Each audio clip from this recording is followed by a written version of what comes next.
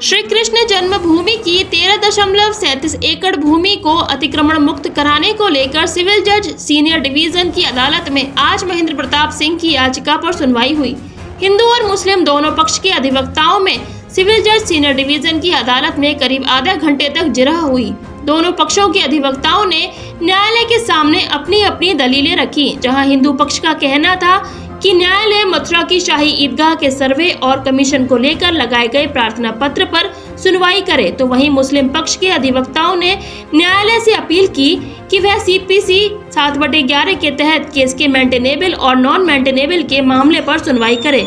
हिंदू पक्ष के याचिकाकर्ता महेंद्र प्रताप सिंह ने सिविल जज सीनियर डिवीजन की अदालत से कहा कि शाही ईदगाह में मुस्लिम पक्ष वास्तविक हकीकत को बदल सकता है। ऐसे में न्यायालय द्वारा सर्वे की अनुमति प्रदान की जाए, जिससे आर्कियोलॉजी ऑफ इंडिया द्वारा सर्वे रिपोर्ट तैयार की जा सके। वहीं मुस्लिम पक्ष के अधिवक्ता का कहना है कि न्यायालय सबसे पहले CPC 7/11 के तहत किसके मेंटेनेबल और नॉन मेंटेनेबल पर सुनवाई करे, जिससे यह स्पष्ट हो सके कि केस सुनवाई के योग्य है अथवा नहीं है। अधिवक्ता द्वारा बताया गया कि अगर 7/11 की एप्लीकेशन न्यायालय में लगाई जाती है तो विधिवत तौर पर पहले CPC 7/11 की एप्लीकेशन को सुना जा सकता है, उसके बाद केस को आगे की प्रोसेस में डाला जाता है। हिंदू और मुस्लिम दोनों पक्षों के अधिवक्ताओं की दलीलें सुनने के बाद सिविल जज सीनियर डिवीजन की अदालत ने मामले की सुनवाई की अगली तारीख 7 जुलाई दी है। अब इस मामले पर सिविल जज सीनियर डिवीजन की अदालत में 7 जुलाई को सुनवाई होगी, जिस पर न्यायालय केस को मेंटेनेबल और नॉन मेंटेनेबल को लेकर सुनवाई करेगा, जिससे यह स्पष्ट होगा कि केस आगे चलने योग्य है कि नहीं है। वहीं याचिकाकर्ता मनीष यादव के प्रार्थना पत्र पर सुनवाई करते हुए 16 जुलाई नियत कर दी है। मनीष यादव ने 13.37 एकड़ भूमि खाली करने के साथ साथ कमीशन नियुक्त किए जाने की मांग की है। अभी तक सुन्नी वक्फ बोर्ड पक्ष इसमें हाजिर नहीं हो रहा था, लेकिन आज सुन्नी वक्फ बोर्ड इसमें हाजिर हुआ है और अब अदालत 16 जुलाई को इस मामले की सुनवाई करेगा। आज सिविल जज सीनियर डिवीजन मथुरा में सुनवाई थी और हमारी तरफ से कहा गया कि जो 7 रूल 11 के तहत पहले जो सुनवाई चल रही है उस पर सुनवाई हो, और इसके आशय की एप्लीकेशन भी दी गई थी। तो माननीय न्यायालय के में 7 रूल 11 की सुनवाई के लिए ही उन्होंने परसों की डेट इसमें निश्चित कर दी है।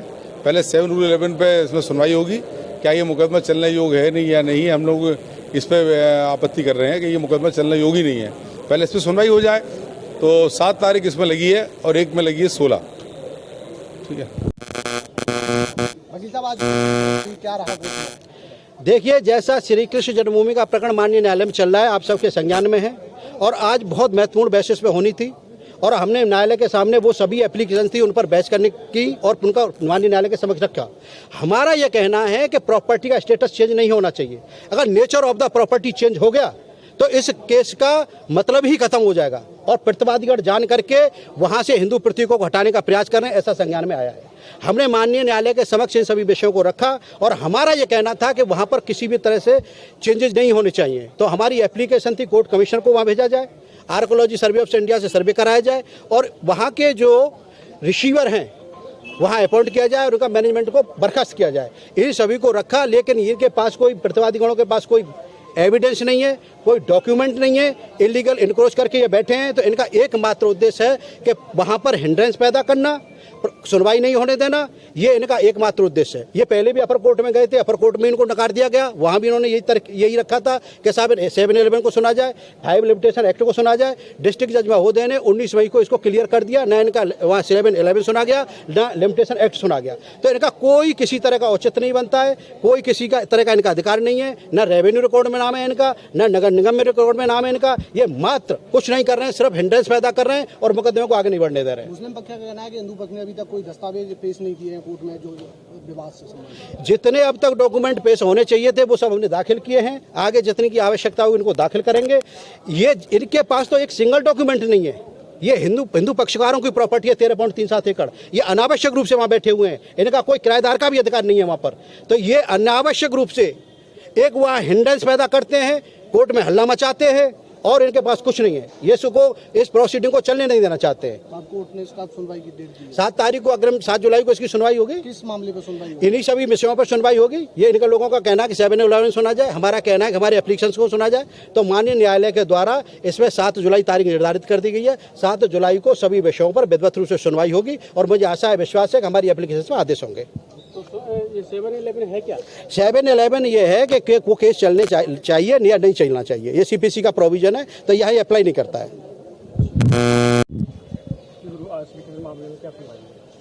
आज सिविल जज सीनियर डिवीजन मथुरा के न्यायालय में मनीष यादव वाला केस लिस्टेड था और इसमें जो हमारी तरफ से प्राथमिकता दिए गए थे, जैसे मसलन हमने एक दरख्वास्त इस बात की थी कि इसमें सीनियर एडवोकेट मौके पर भेजा जाए और उनसे रिपोर्ट मंगाई जाए।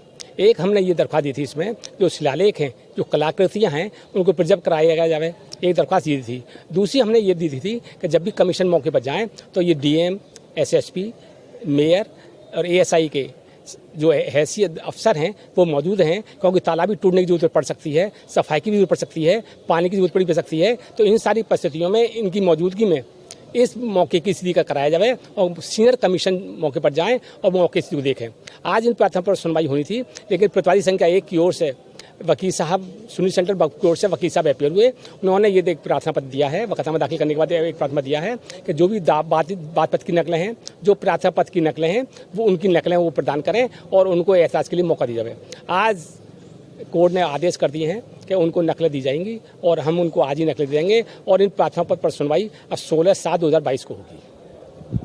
Rajiv Academy for Technology and Management, 7th rank of MBA by AKTU, assured placements among top-notch global companies, regular workshops, training programs, seminars and guest lectures, frequent industrial visits for practical exposure, systematic and well-structured training classes to enhance communication, life skills, technical and aptitude skills, a lively campus life, cultural and sports events and extracurricular activities, highly qualified faculty members, multimedia classrooms and state-of-the-art AC infrastructure amidst lush green and enthralling ambience.